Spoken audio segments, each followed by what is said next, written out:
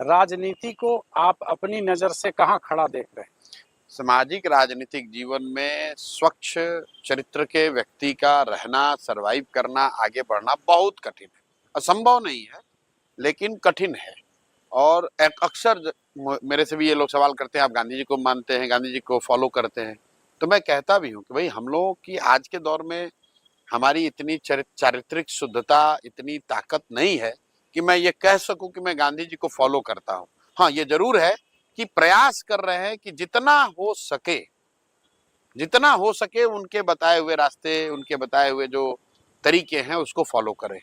तो बिल्कुल कठिन है, और मैं ये दावा नहीं करता हूं कि हम लोगों में कोई कमी नहीं है। बहुत सारी कमियां हैं, सीख रहे हैं, सीखने का प्रयास कर रहे हैं, लेकिन नियत ठीक है।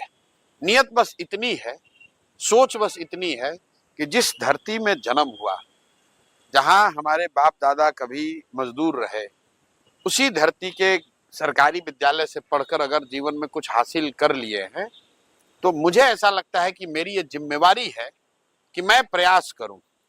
सफलता मिलेगी नहीं मिलेगी इसकी कोई महत्ता नहीं है मेरे लिए। मैं आपको बिल्कुल ये बताऊं, मैं रोज कहता हूं लोगों से कि आप ये चर्चा कर रहे हैं कि प्रशांत किशोर सफल होंगे कि नहीं होंगे।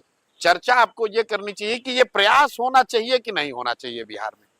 क्योंकि बिहार को सुधारने का जो प्रयास है, वो चाहे आप करें या हम करें, आज हो या 10 वर्ष के बाद, करना तो किसी न किसी बिहार के आदमी को ही पड़ेगा। बिल्कुल। और सुधार की जरूरत क्यों है?